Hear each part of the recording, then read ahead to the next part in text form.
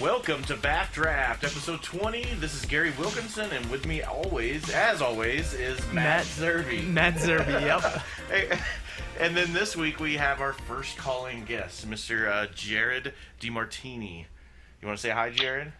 Hey guys, thanks for having me on. I'm excited to be here. So is DiMartini like Spanish for the martini? Ooh, Italian. Yeah, for the martini. Italian, yeah. Italian? Okay.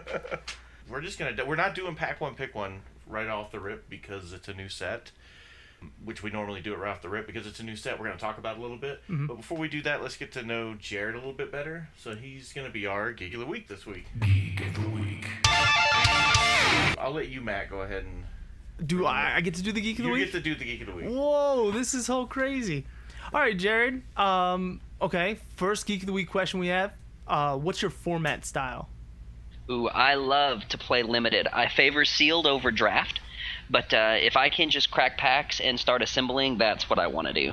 I play a little bit of constructed, different formats. I like tiny leaders quite a bit, but if I can rip packs, that's where I'm most comfortable in. If I had a little motto for my Magic career, it would be showing commons uncommon love. I like that. It's like a catchphrase. There we go. Yeah, that's... All right, so limited's your favorite format. What's your favorite limited format? Like what block set? I came in and out of Magic. I've been playing since Stronghold, but I really got back in at Zendikar, which was just ultra lightning fast. And then the change between Zendikar and Rise of the Eldrazi was so stark. I really liked Rise Draft, and I believe it was M12 Draft as well. It was for a core set just like really, really good. But Rise Draft was a lot of fun. Triple Rise, build your Vint Sentinel deck was a big change from the if you don't have a 1-drop, 2-drop, 3-drop, you just lose from Zendikar. So I really like that Zendikar block. Okay, so Zendikar is that's your baby, if you will? Yeah, it was just a lot of fun, and the games didn't drag out forever, so I just felt like you could get so much in a night. Nice, okay. Now, is there a color spectrum that you identify with personally? Well, I really like Dimir. I like the blue-black, but I have to say, playing more limited, I just seem to be playing a lot of red-green. I went back and kind of looked recently since somebody had asked me, and I just find that red-green I seem to be a little bit more at home with, where you just got your big fatties, you've got your damage spells, you have some decent tricks. It seems to be very consistent. I mean, consistent drafts are what win. So I've been playing a lot of red-green in the past 2 or 3 years. But I always have a soft spot for blue-black. I look at those first. I like to take a look at those colors and peek and see what's there, but I usually find myself trying to roll up some 6/6 fatty in green. Nice. Man after my own heart. Do you have a card? What is your signature card? What is the Jared card in Magic? It doesn't have to be the best card. It doesn't have to be like a broken ridiculous card, but what is the one card if you could encapsulate you as a Magic player in a single card? Do you have one? It turns out that it is the best card in Magic. It is Lightning Bolt.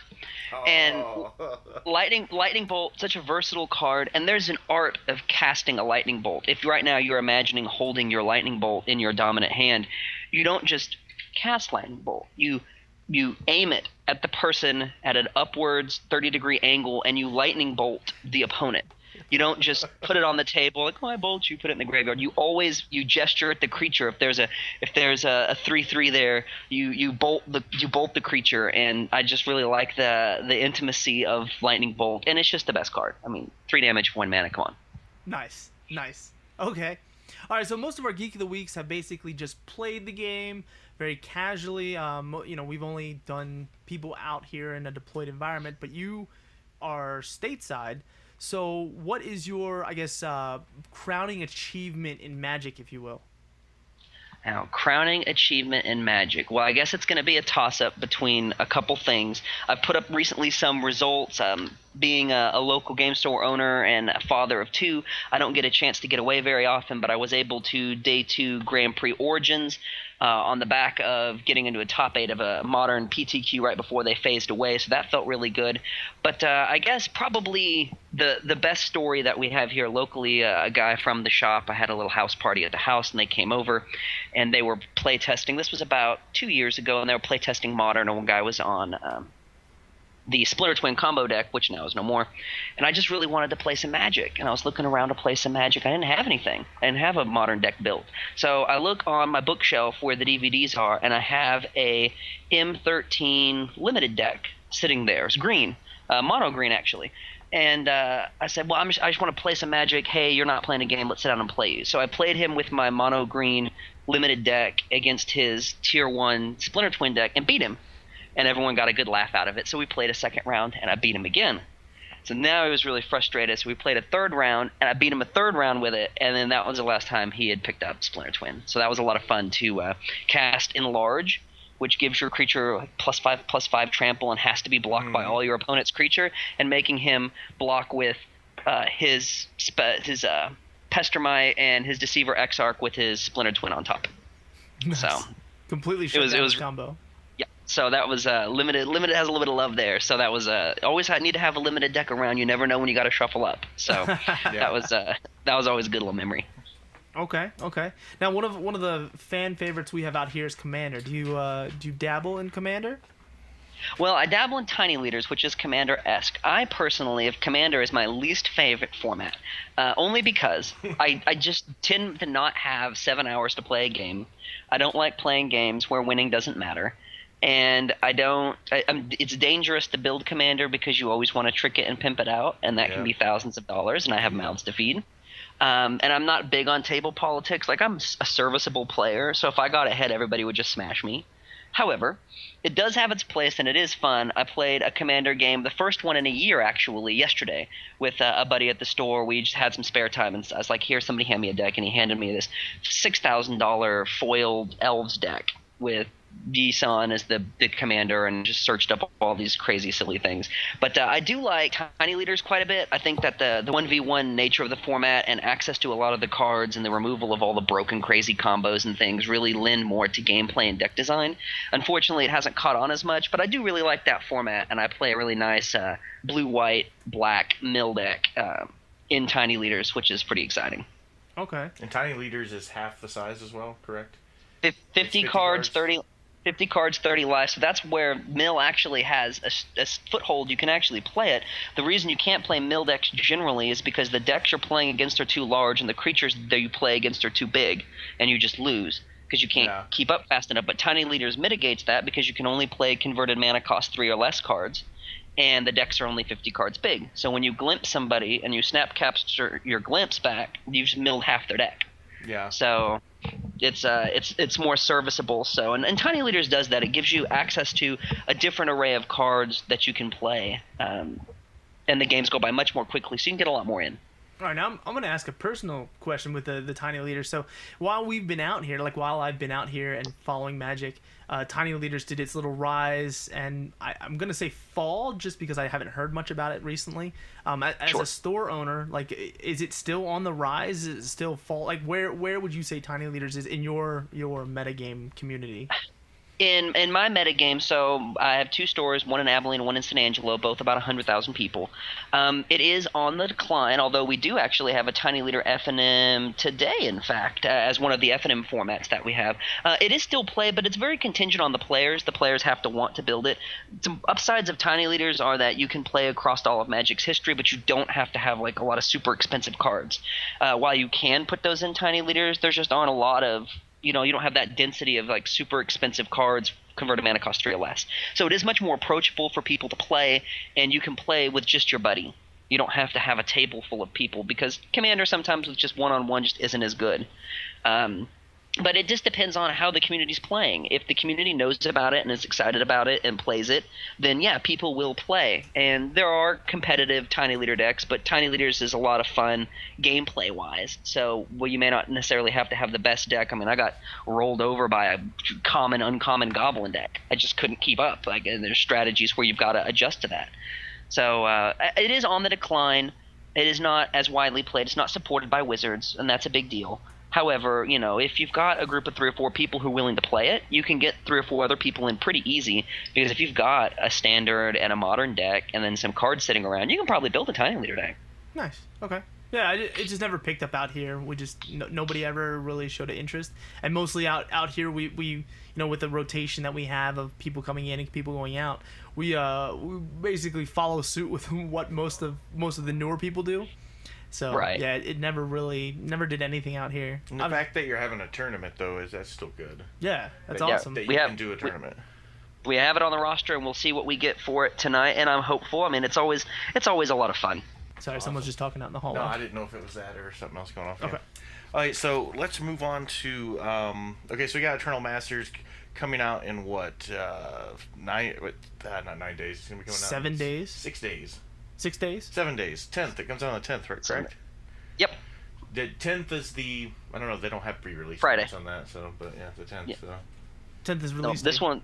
Yeah, this one there's no pre-release since it's a specific draft-only format. The pre-release is getting to draft it, which I hope everybody gets to at least draft it once. Nice. So do you got anything special planned at your store? We will be running some drafts. Because we have a couple military bases located close to us. Some of the guys in the past we have done what are black tie drafts. So you can come in your Class A's or a suit and tie, and then we will sit down and have a gentleman's draft with a dinner. Oh wow. Those are always pretty fun little classy things that we all get kind of a kick out of. There was one guy one time we really wanted to, but he didn't have a tie, so he came without a tie, not thinking it was a big deal, and we made him. None of us would lend him one, so we had to actually go to the store and we just waited on him to go buy a $10 tie to put on to come back, and then we smashed him. Nice. But it was a lot of fun. So we'll probably be doing that. We'll be doing drafts throughout, and then we'll obviously hold a couple of these boxes as well, and we'll do like we've done for other Modern Masters releases, and we'll do something in December. So when the set's kind of out and other things have come back, we can kind of flash back to it, and we'll run little special qualifiers to get people in, and then run a Christmas Eternal Masters draft or something. Nice. No, cool, okay. Cool. Yeah, I'm looking forward to doing something here. So. Yeah, and just a hint, because I know a lot of people, there's a ton of value in this set. I mean, it's ridiculous, and we'll get into it, I'm sure.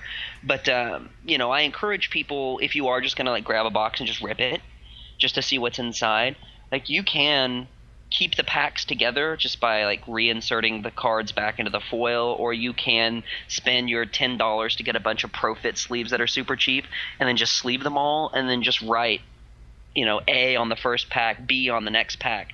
That way you can keep all the packs together, so you can then go back and draft it. Because, I get it that you want to just grab it, rip it open. Who doesn't? I want my foil mana crypt just like everybody else. But, if you can label the packs out and just take an extra 10 minutes, you can get a draft. Because your friends will want to draft the set with you, especially the price tag's pretty intense. So if you're going to buy a box, a lot of people may not be able to. There's shortage quantity limitations. So label out the packs, and you'll be able to get a draft in, because this set is designed to draft, not just to rip open for value. And I have a whole bunch of those tight sleeves. I'm gonna order some more of those snug sleeves. I might just do that with my box. Yeah. So.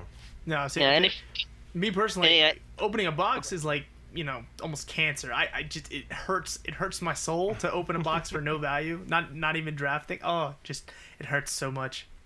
It's real bad, and people will do it. But yeah, if you list those packs off, you can get different drafts in. If the first person has A, B, C, and the next person has D, E, F packs, you can just rotate them around. You can get a second draft in. You could just have, you and your group of friends can just commit one box to just constantly drafting, and you could draft Eternal Masters every week and get different packs and different configurations. So nice. I like it. I think that's actually what I'm going to do with one of my boxes. Yeah, I think I will do that as well with mine. Aside from the flip it and rip it. Yeah. You ever heard of Flip It and Rip It? We've got it's a military craze, and we got military guys here who will go all in, and I've seen a couple expeditions not make it out. And that is a game that, while I understand the fun for people, that is a game I do not encourage. If you want to just rip your cards, instead just put them into a donation box and give them to a kid. It's the dark. It's the dark underworld of Magic. Yeah, it is a thing. Well, me and Matt are doing one apiece for Eternal Masters. I hope that your foil mana crypt isn't in there. What's the worst one we've had? Ulamog? Yeah, the Ulamog. When the first set first came out, we had Ulamog. Yeah, it's not much, but no, it was something at the time. Yeah, no, it was definitely something. All right, so Eternal Masters. Let's start diving into this crazy set here. I think the first place to start was, I guess, sort of chronologically, right? Let's go with Wasteland and Force of Will. Force of Will, Alliances, yeah. Wasteland, I don't remember what set Wasteland came out originally. Tempest. Okay. A Tempest uncommon, so it's actually had its rarity bump, but that's kind of a joke because Wasteland's so good. Yeah. I'm glad they didn't put it in a Mythic Rare slot. Now, how good is Wasteland really going to be in a set like this where the only lands are those refuge lands? Like... Yeah, it's true. No, well, and like other master sets, there are going to be some cards that are straight duds in the format that are generally the higher value cards, and Wasteland is one of them. Where this card is I would say stone cold unplayable. Like this card is not even worth playing. Because there's nothing that I see here that needs colorless mana. You'd be better off just playing another forest or another island. No, I mean they could have that. They could have a legendary and Caracas, so you need to bring that Wasteland in for to take care of some Caracas action. Well, look at your deck. I mean, what's Caracas really going to bounce? I mean, if Caracas doesn't bounce anything in your deck, let them have their planes. There's I don't want to go a land down to kill a useless land. Well, you can also get rid of those Mistro factories, workshops. Oh, Mishra's the one that turns into the 2/2 creature? Yeah. Right? It can kill a 2/2. Just so everybody who's been living under a rock who doesn't follow the cards that are coming out, you've got your cons, gain a life, dual lands, and then 4 non-basic lands, Caracas, Mazavith, Factory, and Wasteland. And so yeah, Wasteland would be a good sideboard card if you saw your opponent had 1 or 2 of those other lands that you really wanted to get rid of. But in this format, especially if you're trying to go for the strategies to play these cards that cost 8 mana, you don't want to go down a land. Just let them keep it. Yeah. That's going to be why doing the drafts that are repacked are going to be better, because nobody's drafting for value or anything. They're drafting to play. And because you won't see people pulling those then. Or at least I wouldn't. I would be willing to say that of all the friends who draft this, nobody passes a Wasteland unless there's a card worth $70 or more in that same pack. Yeah, if they're buying or playing to keep. Mm-hmm. Do you want to talk about draft archetypes? Do you want to talk about continue to talk about individual cards? Any cards stand out for you that are how about this one? Any cards stand out for you that are exceptionally terrible to draft? Like just cards that are completely stone unplayable. I didn't see that many in this set compared to like Modern Masters 2. Thoughts? Force of Will. Force of Will is fairly bad. There are a couple that when I saw them that I was like, what are you doing? There are homes for a lot of these, but once you start getting up into the 6 mana range, you have to understand just how difficult it really is to cast that. And a card like Inkwell Leviathan, 7 blue for a 7/11 trample island walk is really good, but how often are you going to get to 9? So a lot of these cards, very few of them are stone cold unplayable, but you've got to have the other strategies to cheat them in. I guess if I had to pick one card that I thought was just really bad, then it would be Diminishing Returns. Like I just have no interest in playing this card. This is a 2 blue sorcery at rare, so it feels bad when you open it.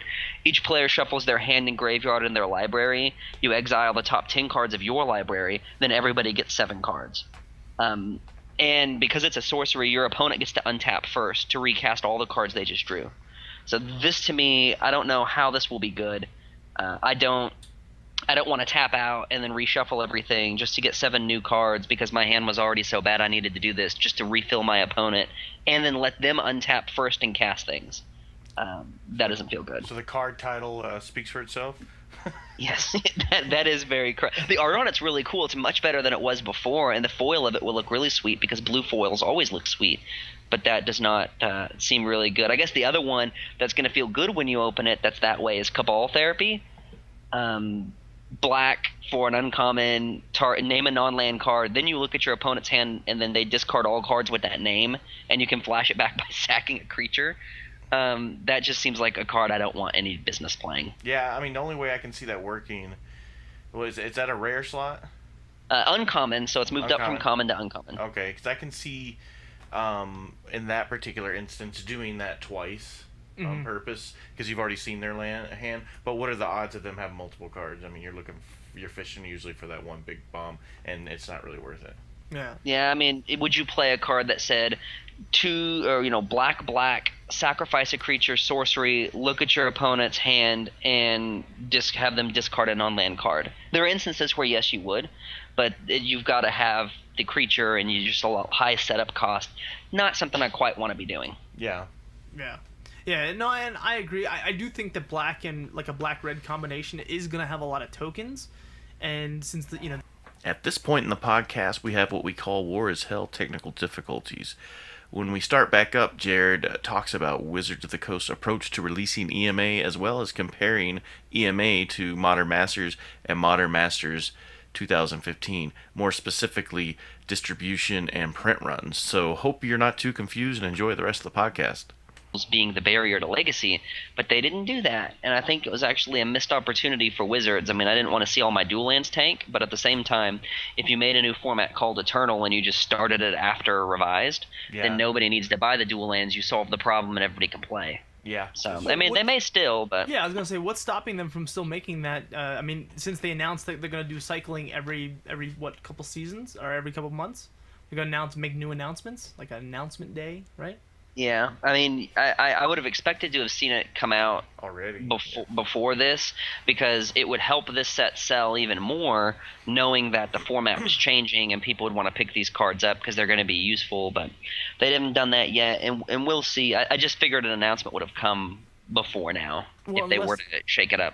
Unless they want to try and fix what they did with Modern Masters 2, where the prices just sort of tanked on the boxes, and wait a couple months, and then make the announcement so that the hype on the boxes goes back up again. But well, one of the oh, go ahead. One of the reasons that the boxes tanked was actually a back-end reason that a lot of people don't realize is Wizards kept printing it. And for Modern Masters 1, Wizards did an allocation to stores, like based on your store level, you only got X boxes, and that was it. And they did not reprint it like they do Fat Packs. Like Fat Packs are a one-and-done print run. They print X units of Fat Packs, and then that's all they print. And then once they're gone, they're gone. That's why, like, the Battle for Zendikar Fat Packs were you couldn't get them, and the price went up so much is because Wizards printed, it's 100 units, and once 100 units are allocated out, there's no more. So Modern Masters 1 was that way. They printed X amount, and that was it, and they weren't going to do any more. So the price on them, like the stores snatched as many up as they could, and the price rose and rose and rose because, it was a new product for one, but two, Wizards wasn't printing anymore. Supply goes down, demand goes up, price goes up. Modern Masters 2 was not that way. They actually printed and reprinted it for almost 3 weeks. So stores could, at will, just keep buying and buying and buying boxes. So they did that. They bought and bought and bought boxes, seeing what would happen if, the Modern Masters 1 effect would occur. And it didn't, because enough stores got them and dumped them into the mass market at just a little bit above cost. It just drove the prices way, way down. And the uncommon cycle wasn't as strong in Modern Masters 2, which uncommons are really what kind of sell it. Because, you've got your bomb mythics and your good rares and your junker rares, but what am I getting at uncommon? Like, am I getting Path to Exile, or am I getting, some card that's not going to get played? Mm-hmm. And Modern Masters... Yeah, Eldrazi Temple, after the fact, became something useful. Like, some of the cards went back up later for Modern Masters 2, but the uncommons, like, there was no Kitchen Finks, there was no Path. Those cards weren't there. So with that, and just everybody had it, the availability was so great, nobody could charge super high amounts for it because nobody would pay that because there were so many outlets to buy it cheap. This Eternal Masters appears to be a one-run set, although we won't know for another week. But it appears to be they're just printing X amount and that's it, which is probably feedback from stores because a lot of stores, including myself, lost some – we didn't lose money. We eventually sold it all, but we lost capital in buying $10,000 worth of Modern Masters 2 product and then getting stuck with it for 8 months. Right. That feels real bad. It. Yeah, I mean, I can't – if no one's willing to buy it, then no one's going to. And there was such availability of it, the singles became – widely available, and the set wasn't as good as Modern Masters 1, so that played into it. But I think it was the print availability. So a lot of retailers, myself included, are very hopeful that they will not reprint this set into oblivion. One, because we can at least preserve the markup on the boxes that we'll get off the ones we know we'll have. But two, the singles will retain value. Because, if they reprint this 3 or 4 or 5 times or whatever, and all these cards get into circulation, that feels real bad for collectors in bigger stores. Doesn't really impact me as much because I don't have 10 Caracases sitting in a cabinet. But if my $140 Caracas went to $30 because they reprinted this for a month, that's gonna feel terrible for a lot of people. Mm-hmm. So I'm hopeful that Wizards doesn't do that. but we'll see what they do. I mean, it's good for players. It's very good for players when the prices fall, especially people wanting to pick up their first Caracas and their set of Wastelands and some Jaces. But it's real bad for like Star City Games, for example, who, will lose on all the cards that they picked up before, as will all the casual collectors. I know I've got some people in my store who had just bought Tops and Jaces, and now the price on them are going to tank. So it goes both ways. So the other card we were talking about a bit ago, it was off air, was the one drop green. Matt, you weren't in here for that. Yes. So are we recording now again? Yeah. Well, we've been recording. Yeah, we've been recording. Oh, okay. Yeah, it was really good information you put out there. Oh, sure. Yeah. So and then just to close the capstone now, there is a duality of store or retailer versus player versus community, and it's hard for Wizards to balance. How do I keep the value of the set good for the community? How do I incentivize the player and get their cards cheaper and more availability? And then how do I get stores to continue to contribute and make money off of the set? It's a tough game that Wizards has to play, and they do a decent job. The other card that I thought was just stone cold unplayable is Fog. Fog, 1 green, instant, prevent all combat damage. This card is almost always unplayable in Limited. Do either of you guys, have any of you guys ever shuffled up and played a Fog? Last time I played a Fog was 95, 96. I only play a Fog if it has other text on there, like non-werewolf creatures deal no damage, or spiders don't deal any damage. That's the only time I'll play a Fog. Get your Moon Mist. Yeah, so for people who are interested in running Fog, now I'm not going to say this card is never playable. However, this card is almost stone cold and playable because it doesn't develop your board. And in sets like the Master sets, the Modern Masters, Eternal Masters, those Masters-based sets, the cards have such high impact that when you take a turn, even if you blank your opponent's attack step, not developing out your board and top decking a card that doesn't get you ahead any, even if you've got no cards in hand and your opponent's beating you down and you're about to die, and you draw this card, you'll live another turn and then die the next one because you haven't developed your board in any tangible way. You've done nothing. I mean, a 3/3 is almost always better than Fog. So while there are very niche such circumstances where a Fog is okay, people get what's called best case scenario mentality, where they just envision this scenario where they're in a race and their opponent will attack them for the win and leave themselves completely open, and then you play Fog and then you attack them back and kill them. That does happen, but not at the cost of a whole card slot. Like, I don't want to waste an entire card slot on that rare circumstance that may or may not happen. That's contingent upon me having lethal on the board, my opponent having lethal on the board, my opponent overcommitting, and me having this Fog. It's too much. So I think that the Fog is unplayable. I do like that they went back to some of the old art. That's kind of cool. Other than that, I'm fine. Yeah, I mean, if you have elves, you kind of have to have Fog. Even though it's not a good combo, it's still sort of like a nostalgia combo, right? It's got to be. You can, but boy, I'd just rather play another forest. Yeah. I mean, there's very few situations where I wouldn't rather just have another tree than to have a Fog. Because then at least I can say I lost a mana flood as opposed to I lost a drawing this Fog. Because then that means I built my deck wrong. I like it. Yeah, it's also, I don't know, I back in the day, that was a big rookie mistake, guys doing drafts or building stuff, the new guide, like, I got my 4 Fogs in there.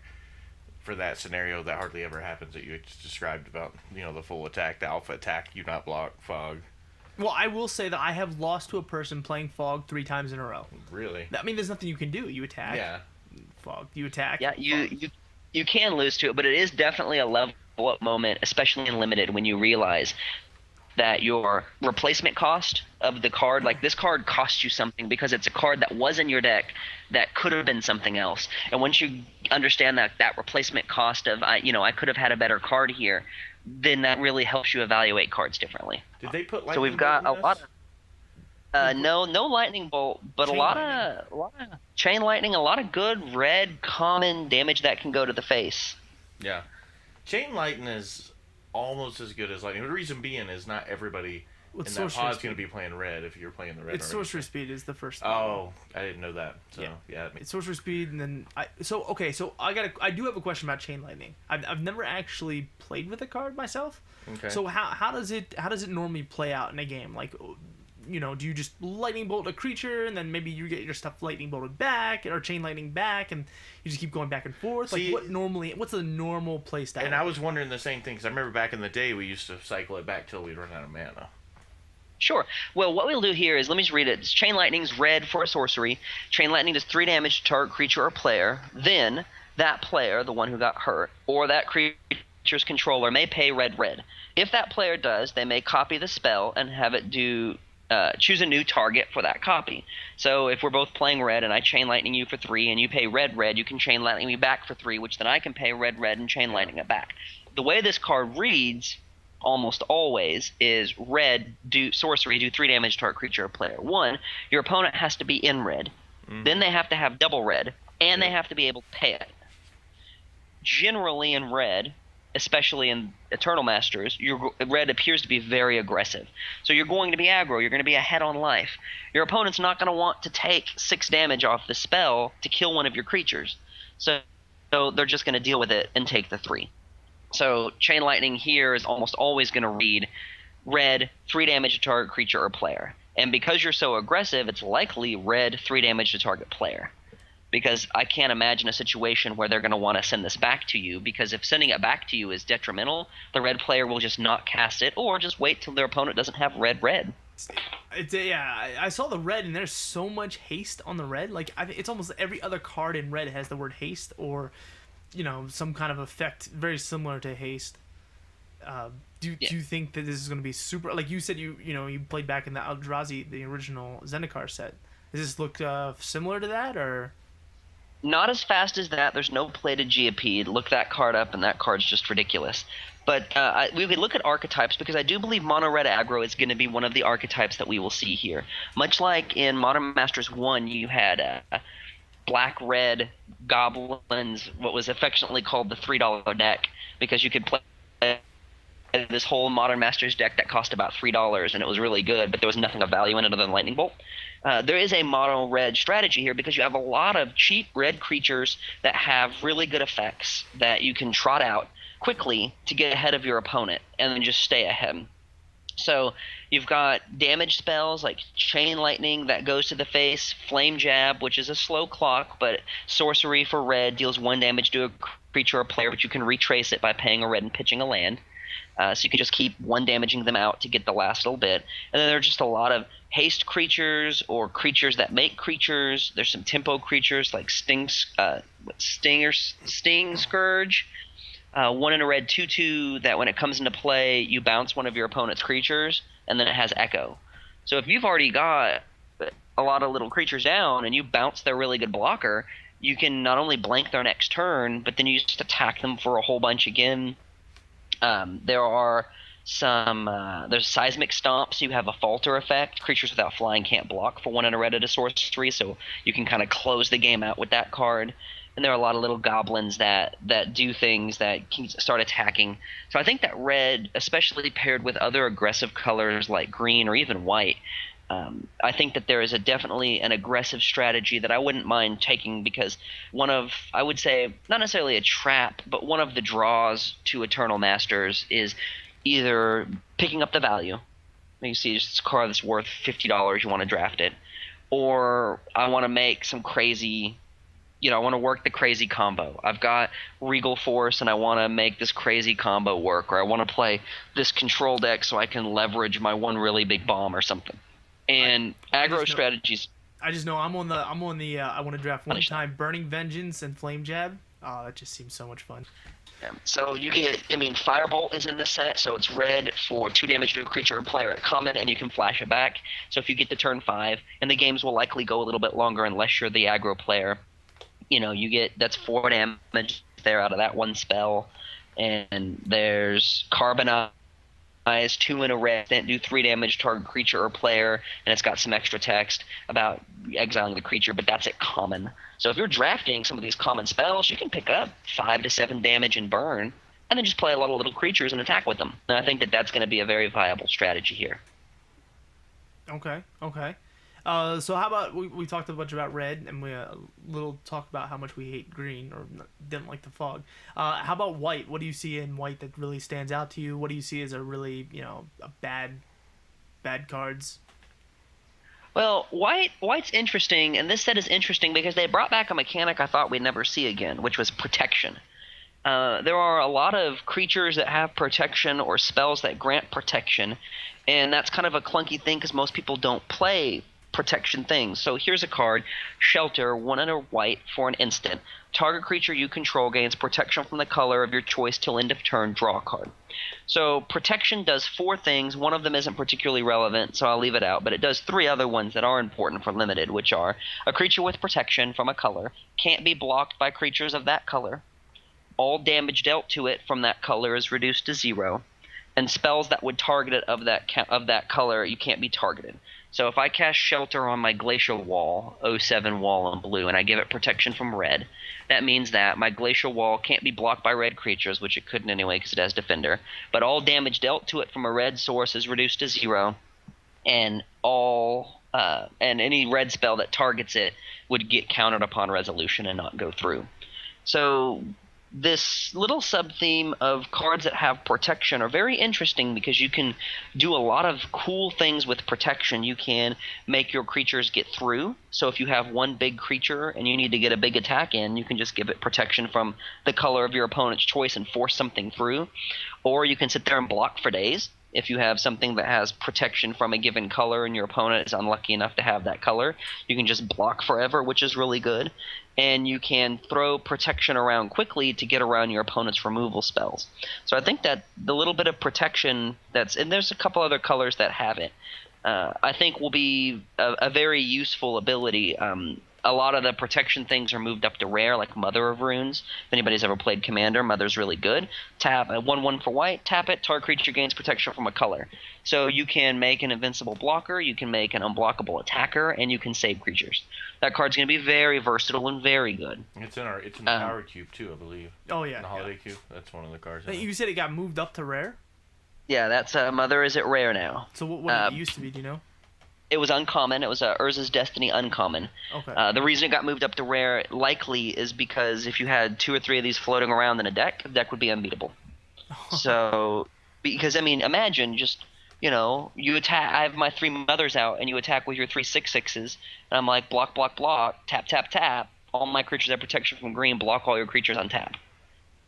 I mean, it's just Mother is very good. Protection is very good. So white, I think, is a little rare dependent depending on the strategy you go, but there are some flyers. I think that there can be a blue-white flyer deck. I believe that there are some token abilities in here, but white is pretty good, which is nice to see. White has struggled a little bit in some of the other Masters sets, so I think that there are some cool things going on with white.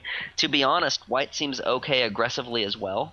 There are some ways that you can sneak some damage in quick. You've got Pacifism back at common, which is a great little removal spell. Raise the Alarm is real good, and one of my favorite cards out of original Innistrad, Rally the Peasants, which is 2 and a white for an instant at common. That creatures you control get +2/+0 until end of turn, and that's really good.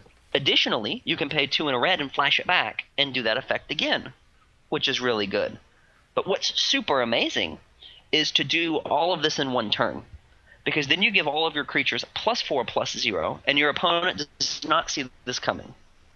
So if you can stick your 6th land, and you have a bunch of little, you have 4 1/1 creatures on the board, and your opponent feels like they're ahead and they're smashing you, you can suddenly make your 4 1/1 creatures 20 points of damage and kill them.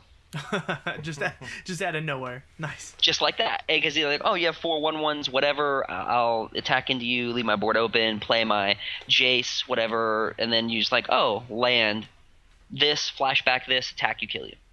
So I think that there is white will pair okay with red in an aggro strategy, but I think that there's also a little flyer strategy that's here as well. Okay. What do you guys see in white that you like quite a bit? So the one that has me the most intrigued, I don't have the name off the top of my head, but it's that white lion, the 1 in a white, flash, enter the battlefield, and then you can bounce something to your hand. Oh yeah, I've got the spoiler up here. Let me scroll down and find him. One moment. Squadron Hawk is back as well. That's just a really good card. That's the one where when you What happens when it comes in the battlefield or dies? You search for another one or something like that. Enters the battlefield. You can search for more Squadron Hawks. Gotcha. So it's limited. So you're probably not going to have more than 2 or 3. But for 1 and a white, you get a 1/1 flyer that lets you go get more. So if you just need blockers, you can do that. On turn 6, you can cast this, go find 2 more, play them, and get 3 blockers down if you need it. And if you're aggressive, it's also good because you can just guarantee creatures. I'm just going to play another creature and another creature. Mm-hmm. The card that you're talking about, Lion, was White Mane Lion, which is 1 and a white for a cat creature with a really cool lion. Looks like it's jumping out of a circle of fire, and it's going to be a really awesome foil. 2/2 flash. When it enters the battlefield, return a creature you control to its owner's hand. Yeah. So there are some... Go ahead. I was just gonna say, just a solid surprise blocker, solid. Oh, Yep. you removal spell. I bounce my thing back. I love enter the battlefield effect, so this lets me do it again. It's everything I want in a card. Right, and there are some really good things that you can bounce back if you're trying to play aggro that's still decent. Like you can bounce Beetleback Chief, 2 red for a 2/2. When it comes into play, you get 2 red goblins. So on turn 6, I'll get a 2/2 flash, and I'll get my 2/2 Beetleback Chief and another 2 goblins. Sure, that sounds fine. Or there's another one, I think Mog War Marshal is here. Yep. 1 and a red for a 1/1. When it comes into play or dies, you get another 1/1. Sure, that's fine. There are cards that do in the battle effect damage that are in red-white. So I think that card is going to find a nice little home there and be very useful. And there are some other good enter the battlefield effects. Yeah. All right, so, okay, got one last white card I want to talk to you about before we move to my personal favorite color of all time, blue. But the Coalition Honor Guard, it's 3 and a white. It's a flag bearer for a 2/4, and whenever anyone or your opponent casts a spell, instant or activated ability, it has to be at least one of the targets. A flag bearer has to be at least one of the targets. Right. Flag bearers were a cycle that they had ran back in I want to say Apocalypse or something in that block, where you have to target the flag bearer. The flag bearer kind of taunts your opponent and runs out there. I didn't see a lot of flag bearers in this particular set, which was kind of obscure but necessary because it made spells. Redirecting spells can be very powerful.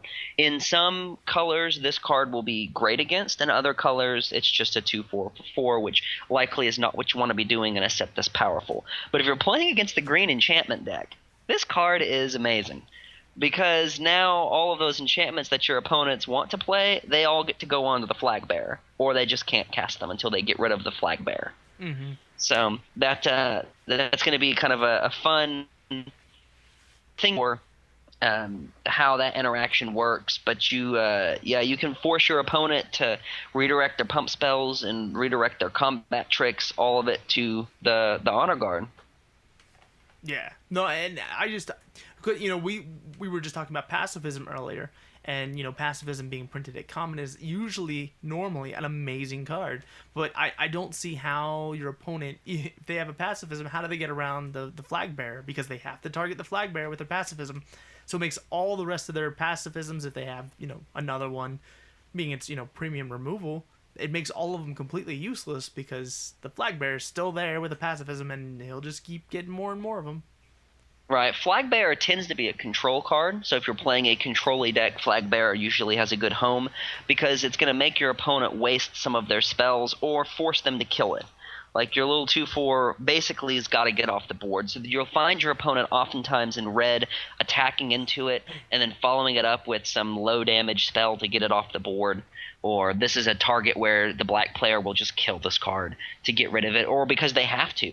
Like if they've got Eye Blights ending 2 and a black for a tribal instant elf, destroy target non-elf creature, well they just have to kill this stupid honor guard to get it off the board. So the honor guard tends to be a lightning rod, and it is a 2/4, so it can block. So this card does have a nice home in control because of what it can do to your opponent by disrupting their game. Because if this honor guard costs your opponent half a turn or a turn and eats one of their creatures or stops one of their creatures from attacking at common, it's probably done its job. Yeah. I've never played with a flag bearer. I'm gonna be completely honest. I've never seen the text flag bearer on a card before. This. Yeah, it's new to me. I mean, I had lapse in time where I didn't play, so I never. That's a new one to me as well. Yeah, I was shocked that was ever printed something that powerful or that interesting. Let's put it that way. There are not a lot. It was back in Apocalypse, but the most common one you'll see is Standard Bearer, which is 1 and a white for a 1/1 creature that has the Flag Bearer ability. You have to target it. So it was just basically eat your opponent's next good spell that targets. There aren't a ton of them, but that ability is out there. And they printed this one at 3 and a white instead of the 1/1 for 2, because the 1/1 for 2 is just really good because you can really disrupt some stuff for just 2 mana. This one they're going to make you pay for it. Nice. Okay, I like it. Gary, you got any white cards you want to talk about? No. I'll be quite honest with you. I didn't look at these in depth as you guys did. I just like Days was the blue. Okay. That's like one of my favorites out of the set. So. I mean, yeah. Days is definitely a thing. Before we go to blue, let me make one more notable, just quick thing to look for, especially if you're working the aggro strategy, which aggro is just a really nice place to default if you don't know what you're doing. Aggro, if you draft aggro, you'll win a little bit more in these types of sets, but you won't get as good at cards. But there are a couple of cards that are useful, and tapping down your opponent's creatures are really nice. And white has one of those cards, the Core Hookmaster, 2 and a white for a 2/2. When it comes into the battlefield, you tap target creature that your opponent controls, and it doesn't untap. That effect is really powerful in aggro because you can get something out of the way. Then you also have Fervent Cathar in red, 2 and a red for a 2/1 haste. When it comes into play, target creature can't block. So you can lock some of your opponent's creatures down and get ahead. So that'll be something to watch for. Yeah, a nice little white-red aggro. Seems scary. Seems very scary. I like Boros strategy, so. Yeah, all those cards I've been reading off, all commons and uncommons too, so you'll start seeing more of those. But blue has some interesting things, so let's go to blue. I know there's a lot of blue fans. Yeah. We were just talking about Days. Talking specifically about Days, talking specifically about, obviously we're still talking about the draft format. Is that a card you recommend people play around just all the time? I mean, is this going to be like a legacy type thing where you just always have to play around, them having Days? I don't think you're going to play around it as much. Be cognizant of it if your opponent's in blue, but this brings up the wider issue of how good are counterspells. Typically, counterspells are not very good, especially if they just counter a spell. But the wider issue is how good are counterspells in limited format, and typically they're not very good. But in this instance, we have one of the best counterspells of all time, Counterspell, which is blue counter target spell with some really sweet art that's going to look amazing in foil. So how good is countering your opponent's spell? And it depends on how powerful they are. If your opponent's spells are very powerful, getting them out of the way is good. Against aggro, not so much. I mean, I'm playing a bunch of spells that all do the same thing. You countering one of them is not significant. If I'm playing my 8-drop, countering it for 2 mana is amazing. So it depends on how many of these you can assemble and what other cards you can put into play that will allow you to maintain board presence, because a counterspell is just a 1/1.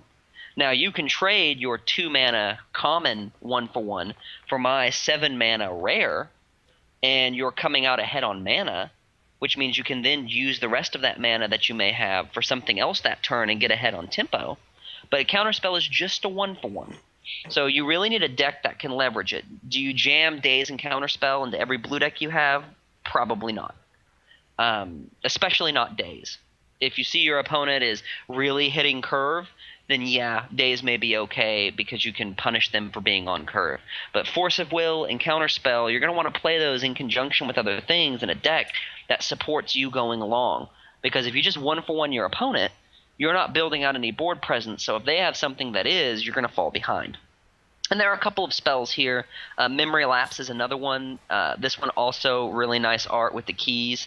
1 in a blue instant, counter target spell. If it's countered, you put it on top of their library instead of into their graveyard. Now that doesn't sound particularly great because your opponent gets that spell back. But if you've ever played with Memory Lapse, this card is pretty good because not only are you countering your opponent's spell that they're eventually going to have to recast, but you could also take your opponent's entire 2 turns.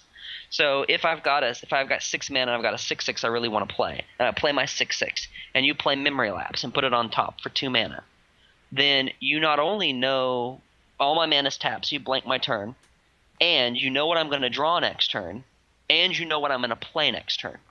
So you basically now know how my entire next turn will go, and you have all this extra mana that you can work with. And that's a very powerful thing in a control deck. So we'll see how good control decks are, and there is some help for control in blue and in some of the other colors that make it pretty serviceable. So what blue cards are you guys excited for? Well, it's going back to Memory Lapse. In that last article of yours, didn't you elaborate on the exact? Yeah, I was talking about how Memory Lapse can basically be a time walk, time walk type effect. If your opponent's whole turn is just spent spending that mana, and then the next whole turn is spent spending that mana, you spent 2 mana to basically take a hold of the turn. Mm-hmm. Yep, and you nailed it, and that's what it is. I mean, and there are some janky things where you can mill your opponent to get rid of that card, but that's not what you're about. You want to blank their turn, so you want to hold Memory Lapse for something big if you can, which means that if you're playing control, like all control decks, you need some things that sit there and get in the way on the ground. And in the draft format, they specifically put in some cards exactly and only for control. In blue, there are 2 glaring examples of 2 things only control decks will want. So if you're the control player, this is for you. It is Giant Tortoise, 1 in a blue for a 1/1. That as long as it's untapped and blocking, so untapped, but ideally to be blocking, it gets +0/+3, so it's a 1/4 for 2. That sits on the ground, and then you can play 2 in a blue for Glacial Wall, which is an 0/7 defender.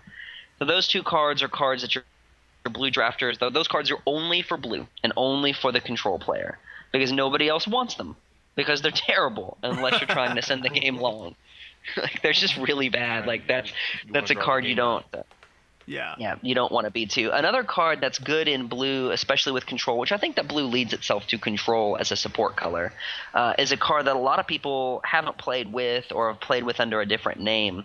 Gaseous Form. Have you guys ever had a chance to play this card? That's I would go online and look it up, but last time I looked up a card, the phone call almost got dropped. So yeah, that's how volatile the internet is here. So this is a card that was originally out of Tempest, which they kept the same art. It's 2 in a blue for an aura, enchant creature, prevent all combat damage that would be dealt to and dealt by enchanted creature. Yeah, didn't the original Innistrad have that in white? Didn't have the same effect in white? Yeah, they had a very similar effect. I forget the name of the card, but yeah, this particular card is good a couple of ways. One, it can really shut an opponent's creature down. So if your opponent just has something you can't deal with, you can just stop it. But what it can also do is you can put this onto a creature that you have that is underperforming or has outlived its welcome. You set yourself up for a 2-for-1, but you also make that creature be able to block forever. So if you have your little Squadron Hawk sitting out, your little 1/1 flyer, you can put Gaseous Form on your Squadron Hawk and block everything forever. Yeah, as long as it doesn't have trample. Right, as long as it doesn't have trample. So you can just prevent the damage that gets dealt to it. So you do set yourself up for a bad 2-for-1, but in a pinch you can do that. And sometimes it's appropriate if your opponent hasn't got their Rancor but sunk everything else into their one creature. You can just sit there and just block it consistently. No, I'm interested to see what's gonna happen with blue. I am kind of miffed that they didn't print Maul Drifter. Like, I don't understand how a card that classic that I guess maybe because they printed in the last 2 Modern Masters set, but come on. Yeah, when you're drafting blue and drafting control, if you've never done that before, understand that your life total is going to be a resource. Like, you're going to lose 10 life throughout the course of the game. So you're going to play your life as a resource, and just understand that that's going to happen. But you also need to be very cognizant and aware that you have a couple of finishers. Because if you get some good control elements, but you don't have a way to win the game, that's real bad. And you want something that's long game that you can work towards, because there's a lot of draw effects in blue that you can sit there and just draw a lot of cards. One card that's going to go under the radar but is going to be very powerful is Una's Grace. 2 in a blue for an instant. Target player draws a card and you retrace. And this does not seem very good, because Divination is 2 in a blue.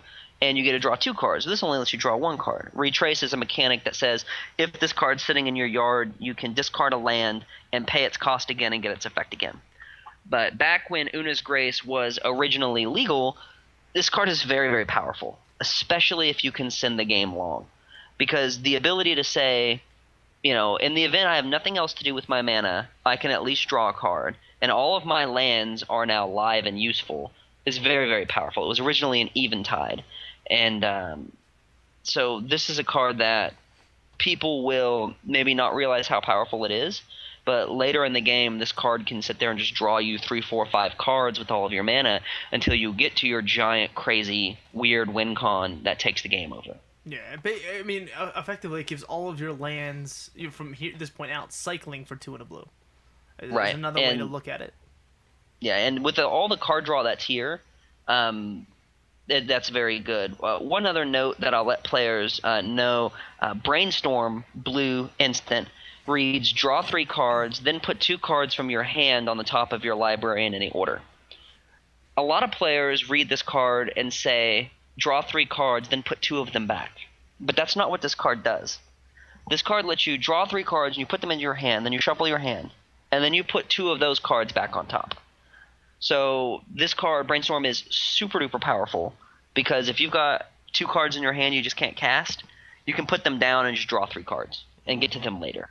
So remember, read that card and be very careful about that text and the text that on these cards that you're reading, because a lot of people maybe haven't played with these cards before or realize quite exactly what they do, and you want to be very, very precise in what these cards do. It's very good for promoting that land drop every turn. Yeah, it's also an amazing combo with Squadron Hawk. If you get 2 Squadron Hawks, right? Yep, you can. You can send pull the other one up top. Yeah. Mm-hmm. Yep, you can take 2 cards and then just send them away and get them to go away, and you don't have to deal with them. So blue leads to a lot of draw effects, and there is some control to it, and those tend to lead to control effects. I don't think we're going to see blue paired up with red very much, or maybe even green very much, because unless it's as a splash color or something, just because the control element is so heavy, you're going to want to play blue in a controlling version deck with a couple of finishers. Well, so not to 100% disagree with you, but to ask about the blue-green combination, what do you think about them printing Wonder and Brawn as the only 2 of the from a graveyard creatures get bonuses in this set?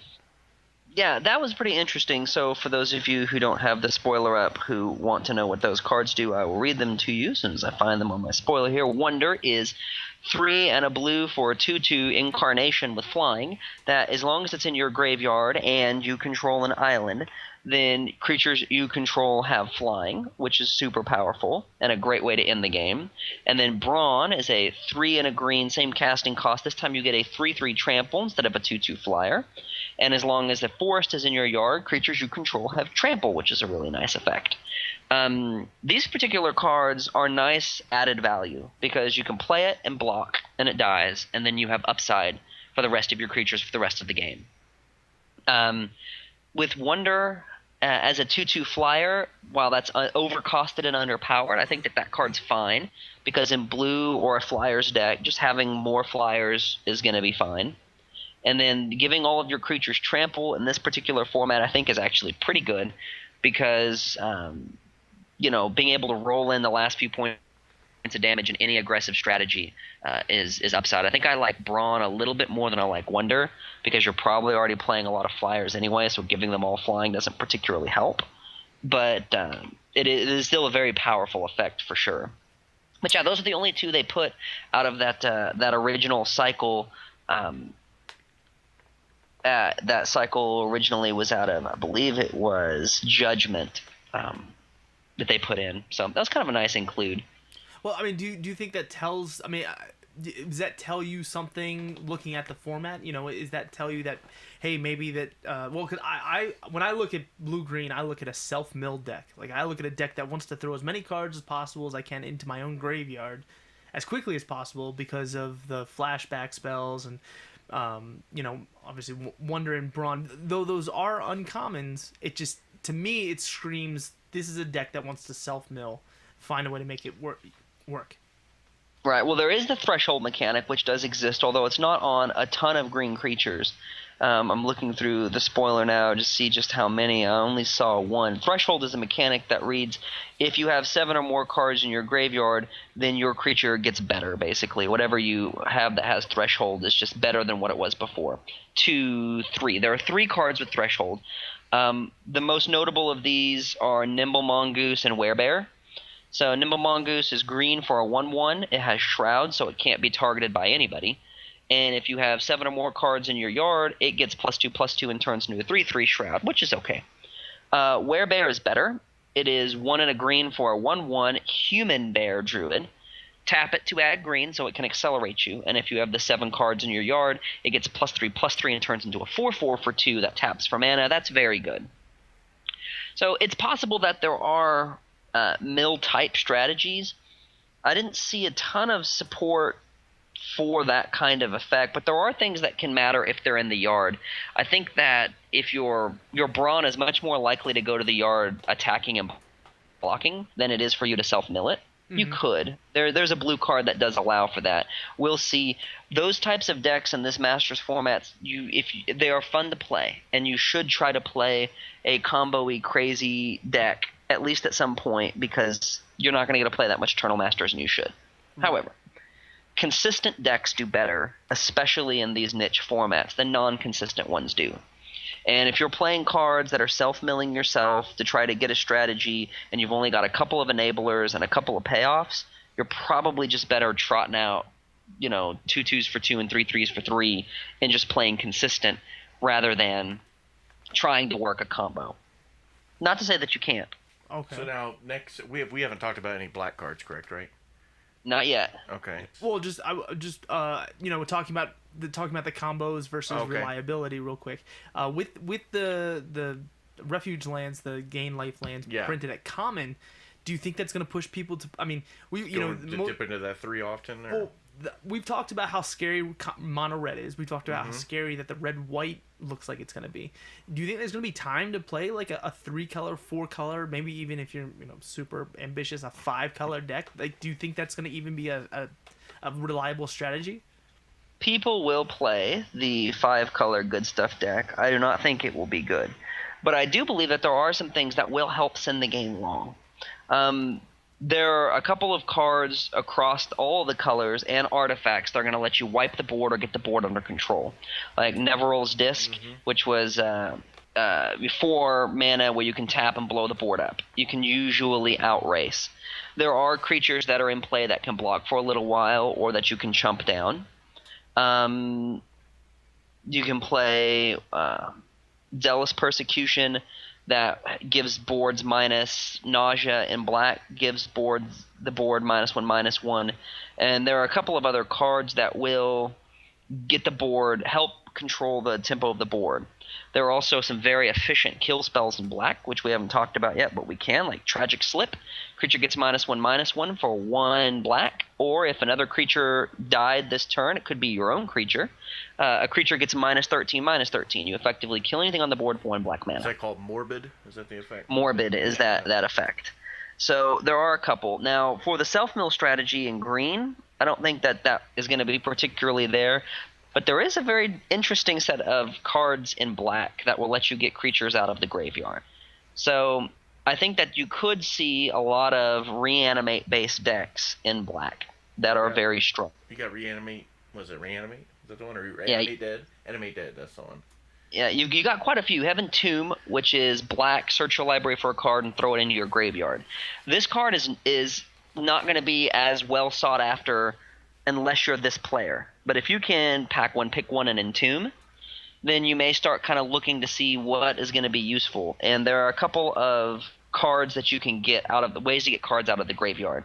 So you've got Animate Dead, which is an aura that enters the battlefield. You go pull something out and stick it onto the field. You've got Victimize, I believe. Let me see here. Was it this one? Yes. Sacrifice a creature, or target 2 creatures in your graveyard, and then sacrifice a creature and return those creatures. Yep. So you get a 2-for-1, and you get arguably something better, and that's an uncommon, so you could see more than one of those. It's possible. And there was another way, I believe, to get a card out of the graveyard, if I remember. It's the hybrid. It's the 4 and a hybrid Torment of Souls, I believe it's called. Yeah, there's a Urborg Uprising at common. This one's not as good. 4 and a black. Return up to 2 target creature cards from your graveyard to your hand, but you can get value out of that. You also get to draw a card on the other end of that side, so that's okay. And then, let me scroll down. I didn't look through the black cards as closely, but yeah, I do believe that there was. Yeah, it's Torn of Souls. It's 4 and a hybrid red black. There it is. Yeah. Yeah, you can return up 2 target creature cards. Return up to 1 creature card from your graveyard to the battlefield if you paid a black. If you paid a red, something gets +2/+0 and haste. So you could conceivably. I think your whole board gets +2, right? Target player controls. Creatures target player control get +2/+0 and haste. Wow. Yeah, and haste. And so, for 5 mana, you're getting something back and immediately it's swinging at, +2 power. Seems pretty gross. Yeah, and that Torrent of Souls is an uncommon. So there are situations where, like flashing back to red, you could play your whatever comes into play makes 2 goblins. Then those goblins get haste. Then those goblins get +2/+0, and you attack with them.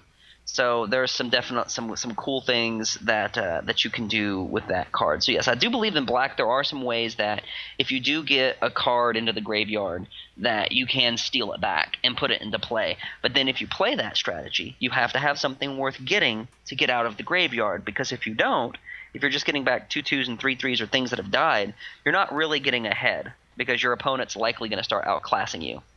There is Icarid as well. 3 and a black haste at the end of your beginning of your end step. You sack it. At the beginning of your upkeep, if you have at least another black, you can exile a black creature from your yard, then put this guy back onto the field and attack with him. He is just a 3/1, but he does recur, so there's something there. Mm-hmm. Now, with Icarid, is it every turn or only the turn after he died? Every turn, he'll just keep coming back, and it's a May ability, so you don't have to do it if it's not optimal. And then I don't have the spoilers in front of me. What's the demon that when it dies gives everything -5/-5 at uncommon? Seems. Oh yeah, there's ridiculous. that guy. He seems real good. There are a couple of good big black cards that do some cool effects. Let me scroll up and find. You got Blood Artist as well. Havoc Demon is what you're looking for. Yes, that's this one's one. 5 black for a 5/5 flyer, so 7 mana. That's a lot. However. Mm-hmm. When it dies, all creatures get -5/-5, so you can wipe the board. So if you can cheat this guy into play and then find a way to kill him, then, either have him block in or something, you can really hurt the board and really disrupt what an aggro player is trying to do. Just, -5/-5 effectively will kill the board. Not as good as Wrath of God, which is also in this set, or Toxic Deluge. Yeah, you have Toxic Deluge as well, which is really good. This was a card that was only played in Commander, so a lot of people may not be aware it exists, but it is 2 and a black for a sorcery. As an additional cost, you pay X life. All creatures get -X until end of turn. That's where I remember it from as Commander. Yeah, well, that's where the only place it got printed. Oh, okay. It came in the mono black decks, correct? Yeah. So this is a card where, you have to watch your life as a resource, and you could pay a lot of life to get things off the board if you need to. So perhaps not the best against hyper aggro, but against like the Flyers deck, pay 3 mana and 3 life. Note that you are paying the life in addition to its cost. So you have to pay the life before the spell gets put on the stack. So if this gets memory lapsed or countered, it feels real bad. Because you lose all of the life and your opponent laughs at you and you don't kill anything. But yeah, so there are a couple of wipes in black that look like you can hurt your opponent, but there's also a lot of really cool 2-for-1s and effects that you get. Necrotal is back, 2 black for a 2/1 first strike. When it enters the battlefield, destroy target non-artifact, non-black creature. It can't be regenerated. You just kill something, and that feels real good. And Annihilate is another 2-for-1, 3 black instant. Destroy target non-black creature. It can't be regenerated. Draw a card. Singer Autocrat, which is an old one. I want to say that's out of Homelands. 3 and a black for a 2/2 human. When it comes into play, you get 3 0/1s. And if it leaves the play for some reason, then all the 0/1s, all the surf tokens die. So, it's a time shift card that was originally in Homeland, so I was right. But yeah, so you get, 4 creatures for the price of 1. So you can block for a little while if you need to. Yeah, a bunch of chump blockers. Or, if you're in the red combo, you can turn them into... That's true. Or if you have Rally the Peasants, you can give them all +2/+1, or +2/+0, or I believe you've got Intangible Virtue in the set, so you can give them all +1/+1 and give them all Vigilance, so they can become a little bit something more than what they are. But yeah, a lot of 2-for-1s in black. Yeah. Okay, thanks for listening to BAF Draft. That's going to be it for this week. The interview is cut off because it went so long. We're going to have to do part 2. So there was a lot to talk about. It's a fun set. So we hope that you join us next week for part 2, where we finish talking about some of the dual color cards and we get into our pack one, pick one, and Jared tells you a little bit about a store that he has in Texas. So hope you enjoyed it, and we'll see you next week.